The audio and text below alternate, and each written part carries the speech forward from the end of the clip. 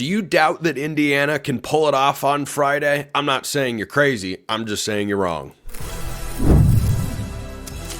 You are Locked On College Football with Spencer McLaughlin, your daily podcast on all things college football. Part of the Locked On Podcast Network, your team every day. Welcome, everybody, to another episode of Locked On College Football. I'm your host, Spencer McLaughlin. Thank you so much for making this your first listen or your first view every day. Part of the Locked On Podcast Network, your team every day, and your daily source to stay up to date with this, the greatest sport on planet Earth. This episode brought to you by our friends at FanDuel, where you can get a big return. New customers can place a $5 bet, and you'll get $150 in bonus bets if you win your first $5 bet. Visit FanDuel.com to get started. Indiana, Notre Dame. Travis Hunter wins the Heisman. I have many thoughts because apparently it's very controversial. Okay. And Miller Moss to Louisville. That could be great. So, too, could Notre Dame's outcome on Friday. Tyler Wojak, Locked On Fighting Irish, joining me here. So, I think people look at this game, Tyler, and they see a rerun of Ohio State looming. I can see that playing out. Curtis Rourke, for me, is the key. If Curtis Rourke has the sort of game that he is capable of, if he's able to be protected better than he was against Ohio State, this is a dogfight for Notre Dame. But if you take him away the way the Buckeyes did, Notre Dame could make this another college football playoff blowout. It could be. Now, I think there's several layers to that. A lot of people brought up the Ohio State game lately and the fact that Ohio State did win that game going away. But if you remember, that game was 7-7 early on, and then really Indiana had two big miscues on special teams. First, they muffed the punt, or not muffed the punt. Their punter dropped it, basically gave the ball to Ohio State at like the 7-yard line. So then they walked into the end zone there, and then Caleb Downs returned that punt for a touchdown. Now it's 21-7. Now Indiana has to press. They try to pass the ball every down, really, and it just wasn't working out for them. So it ended up being a blowout, but like Indiana also held Ohio State to just over 300 total yards. So it wasn't like they were getting gashed or anything like that. So even though the score was a little bit lopsided, it didn't feel like Indiana was getting blown off the field. But you're right. Indiana's offense could not get anything going against that Ohio State defense. And a big reason why is because they were pressuring them all game long. Ohio State finished that game with 5 sacks. And if Notre Dame has 5 sacks on Curtis Rourke on Friday, then yeah, Notre Dame is probably going to win going away. But I just don't think it's going to be as easy as some people think it could be. For Notre Dame, they are quietly one of the hottest teams in the country. Now, their schedule hasn't been gangbusters per se of top 25 opponents here and there, but they've been playing really, really good football. And one of the reasons why, Tyler, is Riley Leonard's second half of the season, to me, has been a significantly improved quarterback. I don't think he's vastly different from what he was in the first half of the year, but it seems to me like that aspect of Notre Dame's offense has been more proficient in the second half than it was in the first. Do you agree, and what's important going into this Indiana game? Oh, I totally agree. There was a big shift with the Notre Dame offense. They had a bye week following their win against Louisville, and that was a big win because Louisville was ranked at the time. Notre Dame lost to them last year, so to be able to get some revenge in that game was important. And then they go into the bye week, and that first month of the season had been all over the place, right? Because they get the win on the road against Texas A&M, then they just basically throw it all away with the loss to Northern Illinois. So they got that win, and they went into the bye, and the big talking point throughout those 2 weeks was they have to figure out what has been going wrong with the offense, specifically the passing game. And it took some time, I think a little bit more extra attention from Mike Denbrock with Riley Leonard.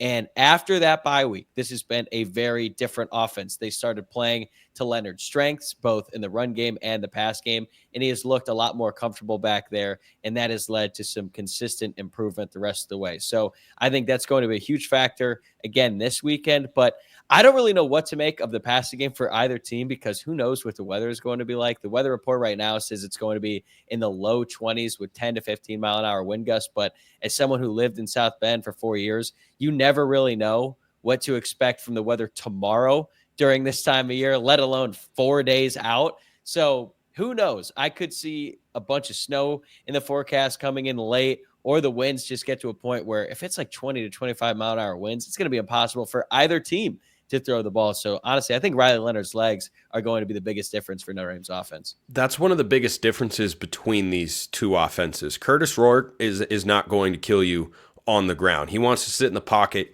he wants to slice and dice. I think the Indiana running game has had its moments this year, Tyler, but I just keep coming back to, man, Rourke's got to be slinging it. Rourke's got to be good. At the very least, he has to be good situationally. If it's hard to throw the ball, he's got to make a couple of big third down conversions with his arm in this game. Maybe showcase running that hasn't consistently been there for him throughout the course of this year. Because when I look at this Notre Dame defense, I don't see it being a game where Indiana can just spring the run upon you and all of a sudden just go up and down the field on the ground. I think the Notre Dame defense has been playing way too well for that.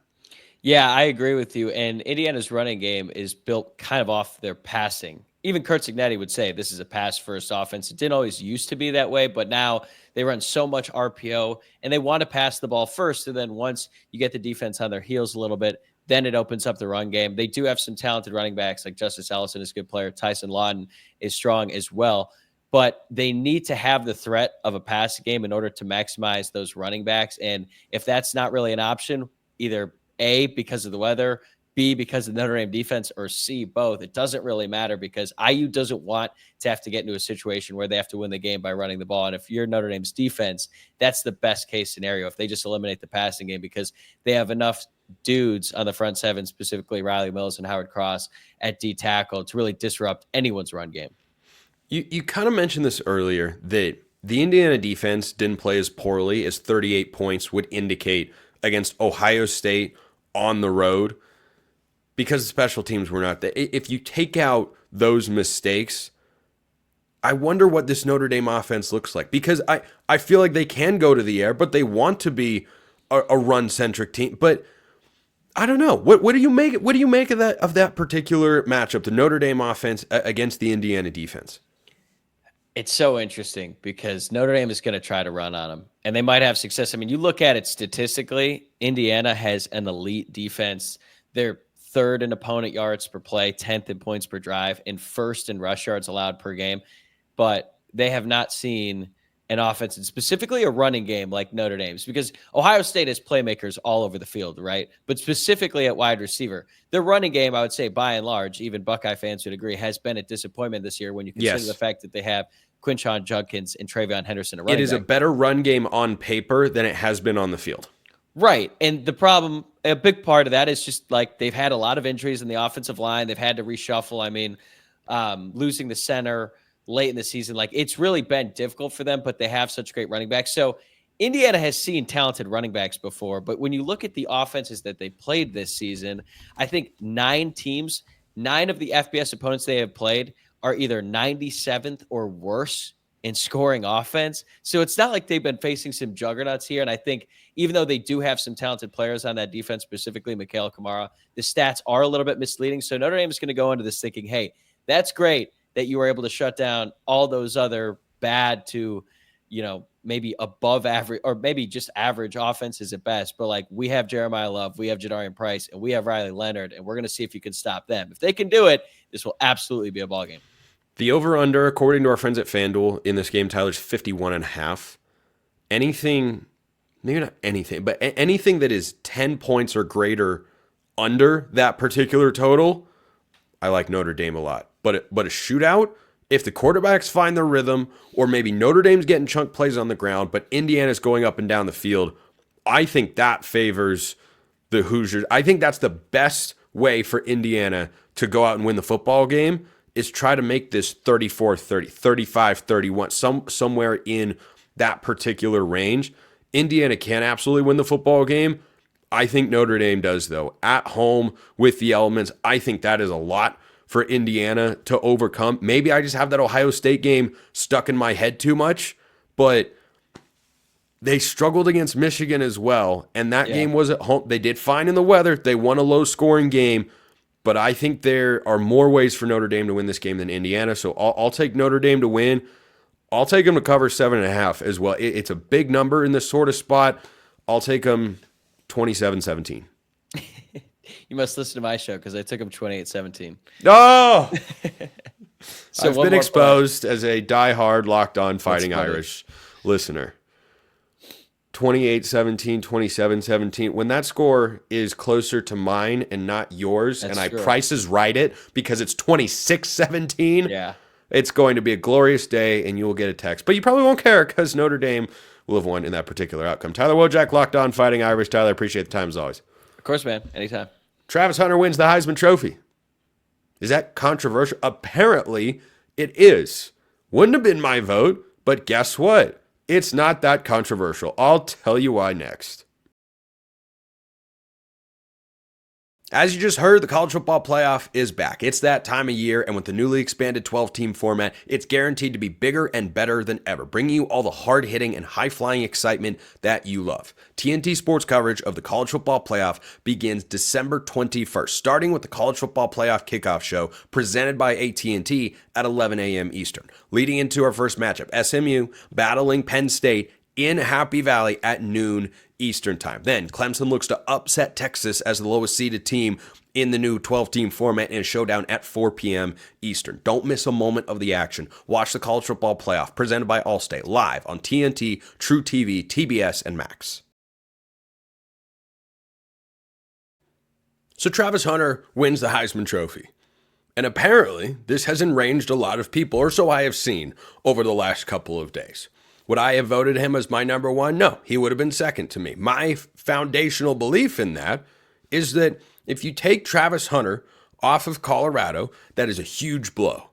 It's still not as significant of a blow as Boise State, because Colorado would still be able to score a lot of points and be a bowl team. And Boise State would still be a bowl team without Jeanty, but they're not in the college football playoff. So that's where it comes down to. Based on how the Heisman Trophy has been voted on over the years, it hasn't always gone to the best player, which you can certainly make the argument Travis Hunter is. It's gone to the best player who's also got the team success. Well, Boise State's team success has been greater, is greater than that of Colorado's this year. So that's how I would have landed on Ashton Jeanty. But am I outraged like so many people apparently are? No, I'm not. Travis Hunter is the Shohei Ohtani of college football. He doesn't just play both ways, like Miles Jack or Adoree Jackson a little bit, or Charles Nelson at Oregon is another random one. No, he plays both ways, and is one of the 5 best in the country at his position. Should he have won the Biletnikoff? No. He should not have won the Biletnikoff. To me, that's the one where people have more justification at being upset. Not that he isn't worthy of being a finalist. Of course he was. But just a year ago, you could say, well, he had more touchdowns than anybody else. Well, he did this, that, and the other thing. Yeah, it kind of seems to me like he won the non-Heisman awards so that there could be this historic moment of, look, he won the Biletnikoff. Look, he won this defensive award. Look, he also won the Heisman Trophy. That's how it feels to me. Because a year ago, Marvin Harrison Jr. didn't have the best stats, but we all knew he was the best wide receiver in all of college football. And so he got the award. But Malik Neighbors had more receiving yards than him. So did Rome Odunze. But Marvin Harrison Jr. got it. Teteroa McMillan's the best wide receiver in college football. Travis Hunter is one of the 3 to 5 best. I'm not sitting here arguing that fact. Putting him as a finalist, no argument, no debate. Like that's fine. But is he the best one? No, he is not. So that part, I think, is far more egregious than him winning the Heisman Trophy. Ashton Jeanty had a phenomenal season, but the uniqueness of Travis Hunter is what separates him from everybody else. The reason that he wins this award is we haven't seen a guy that plays both ways and does it at this high a level and is also a central part to a program that is currently in the process of being rebuilt into something that it hasn't been in 3 decades' time. So I understand how he gets to be the Heisman Trophy winner, and I'm not saying he's undeserving. I think people that left him off their Heisman ballots entirely are just anti-Colorado. Like, that's pretty clear and obvious. Because Travis Hunter is one of the 3 best players in college football this year. To me, he's pretty clearly one of the best 2. If you want to put Cam Ward in there because he plays a more difficult position at quarterback, okay, that's fine. I'm not huge pushback, but he's a finalist. That much is incredibly clear. But the level of outrage and disgust at Travis Hunter winning the Heisman Trophy is going too far.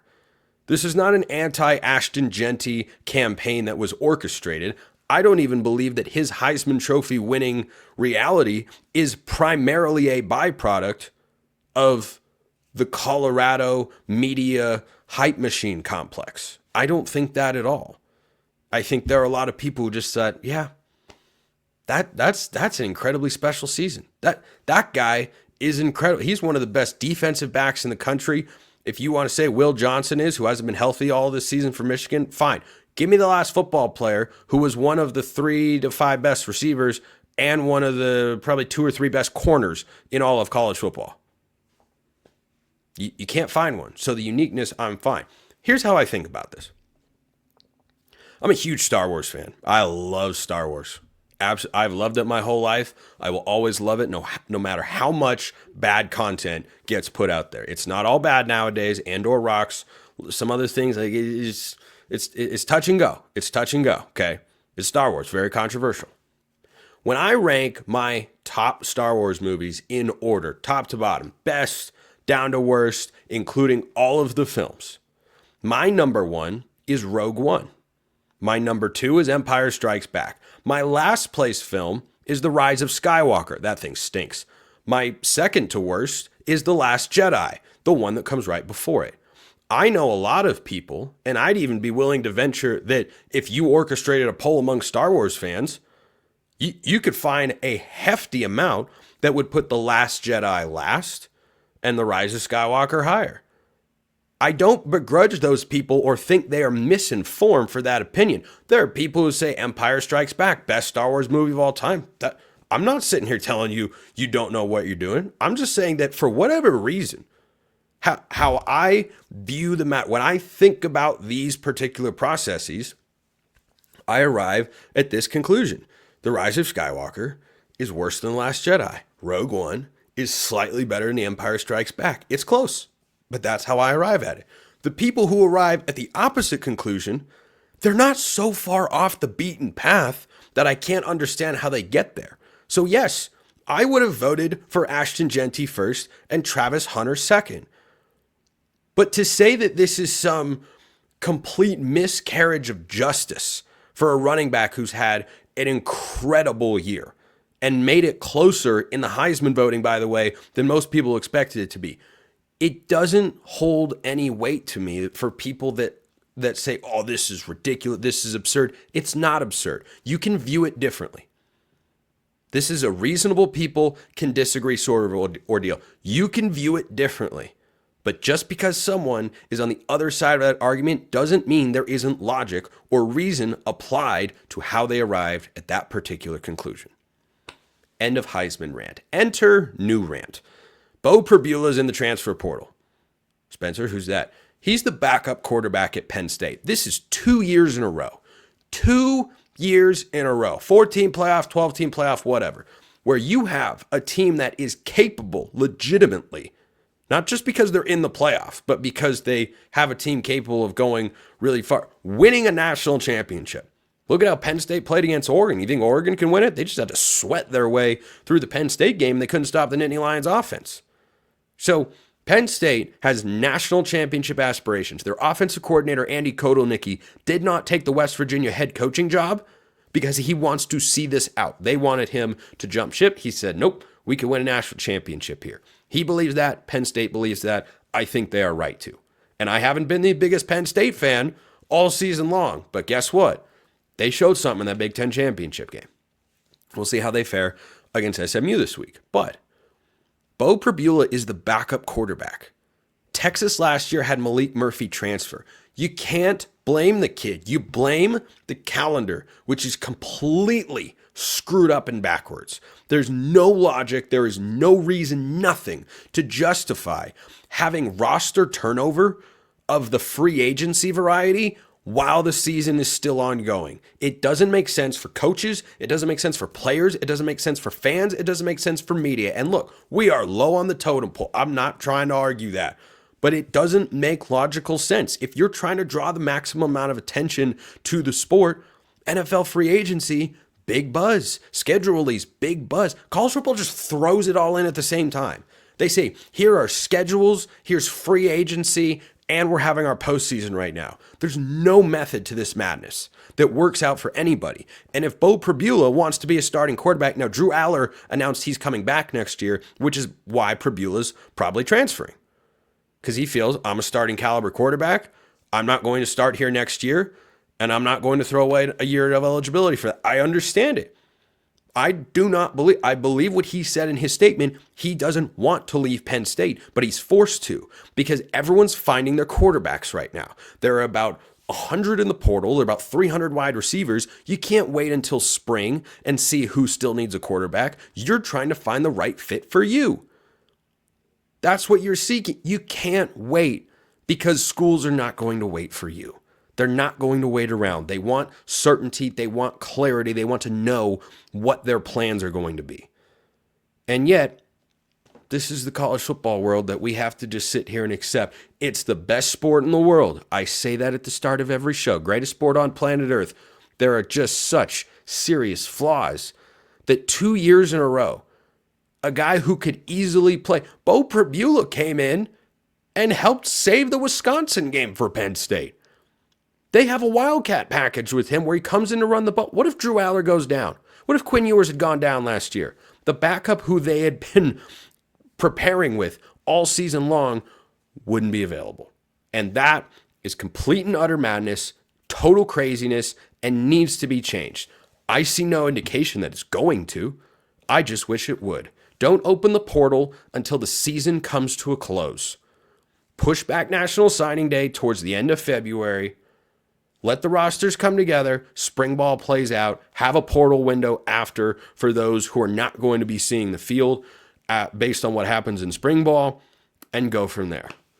This is just complete and utter madness, and we have yet another example of a quarterback in the portal who could have played a huge role in the national championship picture, and instead, he's no longer with the team because the schedule forces him out.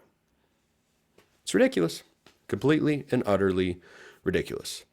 Miller Moss to Louisville could be great. Is that a ridiculous notion? I do not believe so.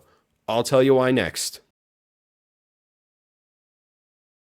First, a reminder of this episode brought to you by our friends at FanDuel. Get ready to tackle the NFL action with FanDuel, America's #1 sportsbook. Right now, new customers can bet $5 and get $150 in bonus bets if you win. Do you believe that Indiana is going to upset Notre Dame? You can go put it over there. And if that hits, boom, $150 in bonus bets with just a $5 bet. The FanDuel Sportsbook app also gives you everything you need to place live bets on the NFL all in one place. So when you get a hunch in the middle of the game, you can check out the latest stats, you can view live play-by-play, and so much more on the same page where you place your bets. Just visit FanDuel.com to join today. You'll get $150 in bonus bets if you win your first $5 bet. FanDuel.com, that is the place to go. Never waste a hunch. Make every moment more with FanDuel, an official sportsbook partner of the NFL. Then, once you're done with that, go check out Prize Picks. You know why? Because Prize Picks is the best place to get real money sports action with over 10 million members and billions of dollars in awarded winnings. Prize Picks has made daily fantasy sports accessible to all. You just pick more or less on at least 2 players for a shot to win up to 1,000 times your cash. Run your game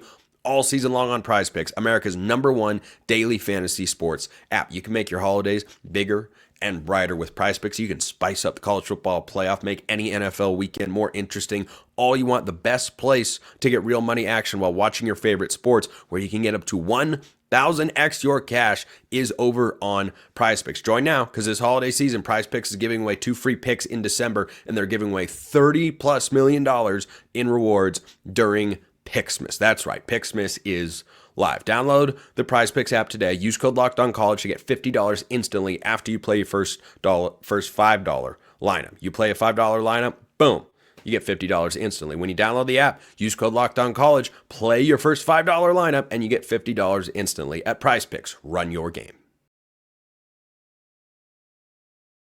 Miller Moss to Louisville. I love this move. I wonder if Kenton Gibbs of Locked On ACC does as well. He's joining me here on the show. Kenton, let me lay this out. A season ago, in Jeff Brom's first year, Louisville went to the ACC Championship game. I didn't think they'd get there again. I had them 8-4 before the season. They finished the year 8-4, one of the few predictions that I got spot on this year. But Tyler Shuck was not the reason that Louisville didn't get their way into the conference championship game, they couldn't consistently stop a nosebleed this year. And Miller Moss, yes, he was benched at USC, but he wasn't the problem.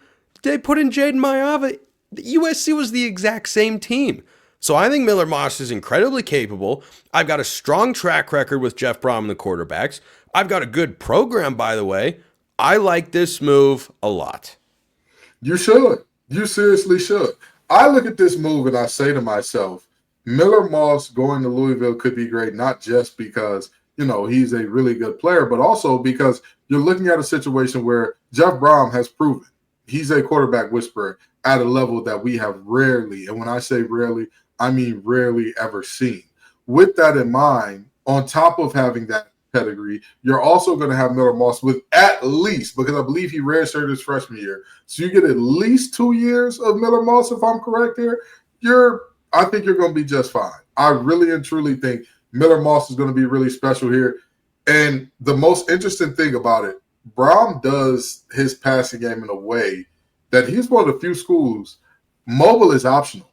Mobile is not necessary. Can you get it out on time? Can you get it out on target? Hey, I don't need you to hit the 60-yard goal ball. I don't need you to hit anything crazy. I need you to be a guy that's very cerebral, get the ball to the playmakers. The playmakers are going to do the rest, which is what we saw from Shuck this year, which is why I said in this system, if Shuck stays healthy, he'll be just fine, which he was. You throw in Miller Moss in there, I think he's going to be just fine. And the biggest thing that I look at in terms of Miller Moss and why I think he'll be just fine is because he knows he's not coming in to be the guy. He's not coming in to be the guy in the way that Lincoln Riley always wants from his quarterbacks. Anytime Lincoln Riley doesn't have a Heisman contender at quarterback, his team stinks. That's just a fact. Tell me the last time you saw a Lincoln Riley team without a Heisman contender that was good. That's who he is. Your quarterback has to do these freakish special things. Miller Moss is coming in knowing I don't have to be Superman.